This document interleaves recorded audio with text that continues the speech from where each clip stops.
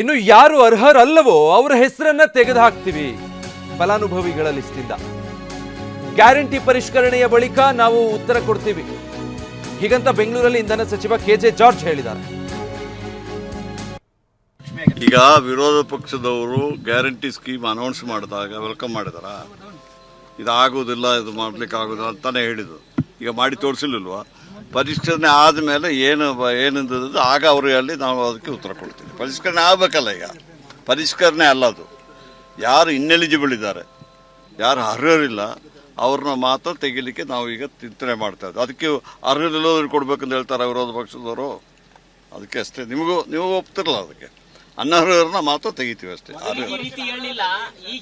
ನೋಡ್ರಿ, ಇದು ಈಗ ಕೇಳಿ ಆರ್ಥಿಕವಾಗಿ ಅವ್ರು ನಾವು ಏನು ಮಾತು ಕೊಟ್ಟಿದ್ದೀವಿ ಮಾತು ಪ್ರಕಾರ ಕೊಡ್ತಾ ಇದ್ದೀವಿ. ಆ ಮಾತು ಕೊಟ್ಟಿದ್ರಲ್ಲಿ ಏನಾದರೂ ಅನರ್ಹರು ಇದ್ದರೆ ಅವರನ್ನು ತೆಗೆದ್ರಲ್ಲಿ ಏನು ತಪ್ಪಿದೆ? ಅದನ್ನ ನಾವು ಮಾಡಿದಾಗ ನಿಮಗೆ ಹೇಳ್ತೀನಿ ಅನರ್ಹರು ಯಾರು ಅಂದ್ಬಿಟ್ಟು. ಈಗ ನಾನು ಹೇಳಲಿಕ್ಕಾಗೋದಿಲ್ಲ, ಅದೆಲ್ಲ ಡಿಸ್ಕಸ್ ಆಗಬೇಕು, ಕ್ಯಾಬಿನೆಟಲ್ಲಿ ಡಿಸ್ಕಷನ್ ಆಗಬೇಕು. ಚೀಫ್ ಮಿನಿಸ್ಟ್ರು ಅದೆಲ್ಲ ಹೇಳಿದಾರೆ. ಮತ್ತೆ ಡಿಸ್ಕಷನ್ ಆಗಿಬಿಟ್ಟು ತೀರ್ಮಾನ ಬಂದ ಮೇಲೆ ನಿಮಗೆ ವಿವರವಾದ ಇದನ್ನು ಮಾಹಿತಿಯನ್ನು ಕೊಡ್ತೀವಿ. ಈಗ ವಿರೋಧ ಪಕ್ಷದವರು ಇನ್ನು ಚಿಕ್ಕಬಳ್ಳಾಪುರ ಶಾಸಕ ಪ್ರದೀಪ್ ಈಶ್ವರ್ ಕೂಡ ಈ ಸಂಬಂಧ ಮಾತಾಡಿದ್ದಾರೆ, ನೋಡೋಣ. ಕೆಲವರು ಈಗ ಇನ್ಕಮ್ ಟ್ಯಾಕ್ಸ್ ಕಟ್ತಿದ್ದಾರೆ, ಎಲಿಜಿಬಿಲಿಟಿ ಬರುತ್ತೆ ಬರಲ್ಲ. ಕೆಲವರು ಇದು ಬರೀ ನಾವು ಹಂಗೆ ಅಂದ್ಕೊಳ್ಳೋದೇ ಅಲ್ಲ. ಈಗ ಕೆಲವ್ರಿಗೆ ಏನಾಗಿದೆ, ಈಗ ನೋಡಿ ನನಗೆ ಈಗಲೂ ಒಬ್ಬರು ಹಿರಿಯರು ಬಂದು ನನಗೆ ಬರ್ತಾ ಇಲ್ಲ ಅಂದರು. ಈಗ ಅವ್ರದ್ದು ಜಿನೇನಿರುತ್ತೆ ಅಂಥವ್ರನ್ನ ಸೇರ್ಸೋಕ್ಕೂ ಅವಕಾಶ ಇರುತ್ತೆ, ತೆಗಿಯೋಕ್ಕೂ ಅವಕಾಶ ಇದೆ, ಸೇರ್ಸೋಕ್ಕೂ ಅವಕಾಶ ಇದೆ. ಇದೊಂದು ಒಳ್ಳೆ ಬೆಳವಣಿಗೆ ಅಂತ ನನ್ನ ಅಭಿಪ್ರಾಯ ಸರ್. ಕೆಲವರು ಈಗ ಇನ್ಕಮ್ ಟ್ಯಾಕ್ಸ್ ಕಟ್ತಿದ್ದಾರೆ. ಡೀಟೇಲ್ಸ್ ಕೊಡ್ತಾರೆ ಈ ಬಗ್ಗೆ ನಮ್ಮ ಪ್ರತಿನಿಧಿ ಪ್ರಸನ್ನ ಲೈವಲ್ಲಿ ಜಾಯ್ನ್ ಆಗ್ತಾ ಇದ್ದಾರೆ. ಪ್ರಸನ್ನ, ಒಂದ್ ಕಡೆ ವಿಪಕ್ಷಗಳು ಗ್ಯಾರಂಟಿ ನಿಲ್ಲಿಸ್ತಾರೆ ಅನ್ನೋ ಆರೋಪ, ಮತ್ತೊಂದು ಕಡೆ ಅದಕ್ಕೆ ಖುದ್ದು ಸಿಎಂ ಸ್ಪಷ್ಟನೆ ಕೊಟ್ಟಿದ್ದಾರೆ. ಇದು ಪರಿಷ್ಕರಣೆ ಅಷ್ಟೇ, ಅನರ್ಹರನ್ನ ತೆಗೆದುಹಾಕೋ ಪ್ರಕ್ರಿಯೆ ಅಂತ.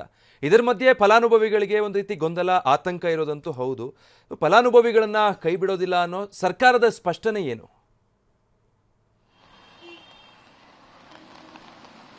ವಿಜಯ್, ಕಳೆದ 3 ವರ್ಷಗಳಲ್ಲಿ ಸರ್ಕಾರಕ್ಕೆ ಇಲ್ಲದೆ ಇದ್ದಂತಹ ಜ್ಞಾನೋದಯ ಈಗ ಏಕಾಏಕಿ ಆದಂತೆ ಕಾಣಿಸ್ತಾ ಇದೆ. ಅನರ್ಹರನ್ನ ನಾವು ಕೈ ಬಿಡ್ತೀವಿ, ಗ್ಯಾರಂಟಿಗಳನ್ನ ಪರಿಷ್ಕರಣೆ ಮಾಡ್ತೀವಿ ಅಂತ ಹೇಳಿ ಸರ್ಕಾರ ಇದೀಗ ಯೋಚನೆಯನ್ನ ಮಾಡ್ತಾ ಇದೆ. ಅದಕ್ಕೆ ಸಂಬಂಧಪಟ್ಟ ಹಾಗೆ ರೂಪುರೇಷೆಗಳನ್ನ ಸಿದ್ಧಪಡಿಸೋದಕ್ಕೂ ಕೂಡ ಅಧಿಕಾರಿಗಳಿಗೆ ಸೂಚನೆಗಳನ್ನ ಮುಖ್ಯಮಂತ್ರಿ ಡಿ ಕೆ ಶಿವಕುಮಾರ್ ಅವರು ಕೊಟ್ಟಿದ್ದಾರೆ. ಇದು ಏಕಾಏಕಿ ಸೃಷ್ಟಿಯಾದಂತಹ ಅನರ್ಹರ ಪಟ್ಟಿಯಲ್ಲ.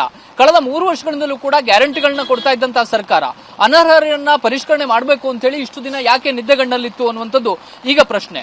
ಮತ್ತು ಕಳೆದ ಹಲವಾರು ತಿಂಗಳುಗಳಿಂದ ನಿರಂತರವಾಗಿ ಮೃತಪಟ್ಟವರ ಖಾತೆಗಳಿಗೂ ಕೂಡ ಅವರ ನೇರವಾಗಿ ಅವರ ಅಕೌಂಟ್ಗೆ ಡಿಬಿಟಿ ಮೂಲಕ ಹಣ ಸಂದಾಯವಾಗ್ತಾ ಇದೆ.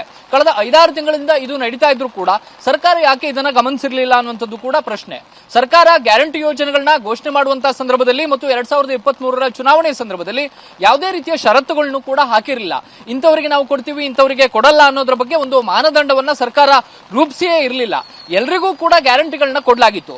ಆದ್ರೆ ಇದೀಗ ಕಳೆದ 3 ವರ್ಷಗಳಿಂದ ನಿರಂತರವಾಗಿ ಗ್ಯಾರಂಟಿಗಳನ್ನ ಕೊಡ್ತಾ ಇದ್ದಂತಹ ಸರ್ಕಾರ ಏಕಾಏಕಿ ಒಂದೊಂದೇ ಷರತ್ತುಗಳನ್ನ ಹಾಕೋದಕ್ಕೆ ಪ್ರಾರಂಭವನ್ನ ಮಾಡಿದೆ, ಒಂದೊಂದೇ ನೆಪಗಳನ್ನ ಹೇಳ್ತಾ ಇದೆ, ಒಂದೊಂದು ಕಾರಣಗಳನ್ನು ಕೊಟ್ಟು ಇದನ್ನ ಪರಿಷ್ಕರಣೆಯನ್ನ ಮಾಡ್ತೀವಿ ಅಂತ ಹೇಳಿ ಸರ್ಕಾರ ಹೊರಟಿರುವಂತದ್ದು ಸಹಜವಾಗಿ ವಿರೋಧ ಪಕ್ಷಗಳ ಕೆಂಗಣ್ಣಿಗೂ ಕೂಡ ಗುರಿಯಾಗಿದೆ.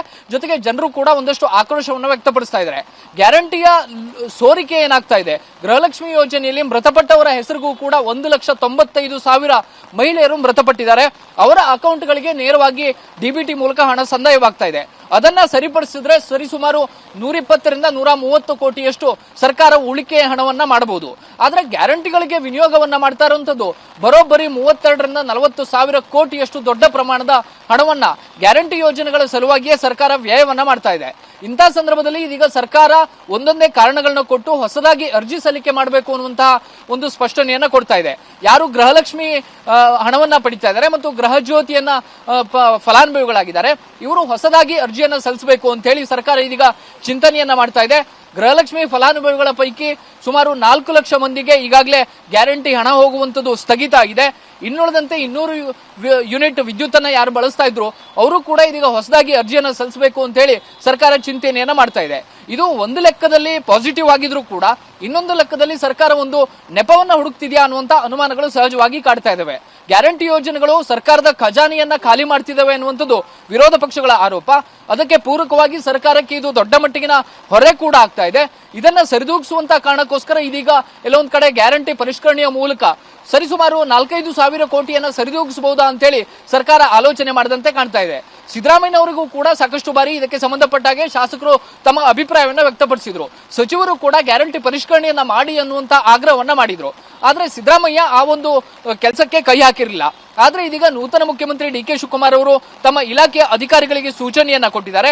ಪರಿಷ್ಕರಣೆಯ ಮೂಲಕ ಸೋರಿಕೆ ಆಗ್ತಾ ಇರುವಂತಹ ಹಣವನ್ನ ತಡೆಯಬಹುದು ಅನ್ನುವಂಥದ್ದು ಅವರ ಲೆಕ್ಕಾಚಾರ.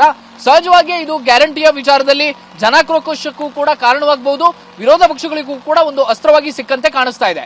ಗ್ಯಾರಂಟಿ ಪರಿಷ್ಕರಣೆಗೆ ಸಂಬಂಧಪಟ್ಟ ಹಾಗೆ ಸರ್ಕಾರದ ಕೈಯಲ್ಲಿ ಇನ್ನೂ ಒಂದು ಸ್ಪಷ್ಟವಾದಂತಹ ರೂಪುರೇಷೆ ಇಲ್ಲ. ಅಂದ್ರೆ ಯಾರಿಂದ ಅರ್ಜಿಯನ್ನ ಪಡಿಬೇಕು, ಯಾರಿಂದ ಪಡಿಬಾರದು ಅನ್ನೋದ್ರ ಬಗ್ಗೆ ಒಂದು ಸ್ಪಷ್ಟ ಚಿತ್ರಣ ಇಲ್ಲ. ಆದ್ರೆ ಯಾರು ಟ್ಯಾಕ್ಸ್ ಅನ್ನ ಕಟ್ತಾರೆ ಅಂತವರಿಗೆ ಗ್ಯಾರಂಟಿ ಇಲ್ಲ ಅನ್ನುವಂತ ಒಂದು ಮೊದಲ ಮಾನದಂಡವನ್ನಂತೂ ಸರ್ಕಾರ ಮಾಡಿಕೊಂಡಂತೆ ಕಾಣಿಸ್ತಾ ಇದೆ. ಹೀಗಾಗಿ ಮುಂದಿನ ದಿನಗಳಲ್ಲಿ ಗ್ಯಾರಂಟಿ ಪರಿಷ್ಕರಣೆ ಅನ್ನುವಂಥದ್ದು ದೊಡ್ಡ ಮಟ್ಟಿಗಿನ ಪರ ವಿರೋಧದ ಚರ್ಚೆಗೆ ನಾಂದಿ ಹಾಡಬಹುದು. Vijay, thank you Prasanna.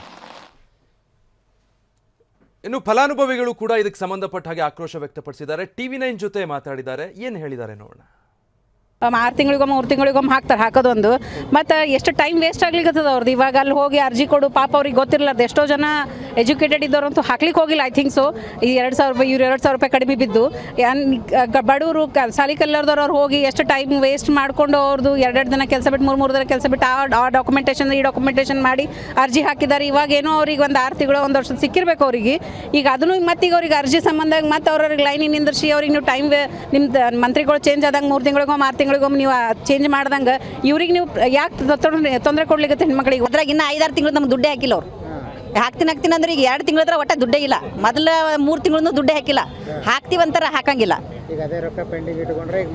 ಅದೇ ಅವ್ರ ರಾಜಕೀಯ ಖರ್ಚು ಮಾಡ್ತಾರೆ. ಈಗ ಎಲ್ಲ ಕೊಡ್ಲಕತ್ತಿ ನಮ್ದೇ ತಗೊಂಡು ನಮಗೆ ಕೊಡ್ಲಕತ್ತಾರ ಅವರು. ಅವ್ರದ್ದೇನು ಅವ್ರ ಮನೆದಿಂದ ಕೊಡ್ಲತ್ತಿಲ್ಲ, ಇನ್ನು ಇದ್ರದ್ದು ಕೊಡ್ಲತ್ತಿಲ್ಲ. ಸರ್ಕಾರ ಮೇಲೆ ಅಲ್ಲಿ ಮಾಡಿಡ್ಲತ್ತಾರ ಕೊಡ್ಲತ್ತಾರ. ಅದು ಕೊಡೋದನ್ನು ಕರೆಕ್ಟ್ ಕೊಡ್ತಾ ಇಲ್ಲ ಸರ್ ಅವರು. ಅವ್ರು ಕೊಡೋದು ಆಗಲ್ ಸಲಕ್ಕೆ ಹೊಸ ಅರ್ಜಿ ಹಾಕಂತಾರೆ. ಈಗ ಹಾಕಲ್ ಹೆಂಗ ಆದ್ಮೇಲೆ ಏನು ಹೇಳ್ತಾರೆ, ಸರ್ವರ್ ಇಲ್ಲ, ಅದು ಇಲ್ಲ, ಇದು ಇಲ್ಲ. ಒಂದು ರಾಸನ್ದಾಗೂ ಸರ್ವರ್ ಇಲ್ಲ ಅಂತ ಹೇಳ್ತಾರೆ, ಒಂದೆಲ್ಲ ಹೋದ್ರೂ ಸರ್ವರ್ ಇಲ್ಲ ಅಂತ ಹೇಳ್ತಾರೆ.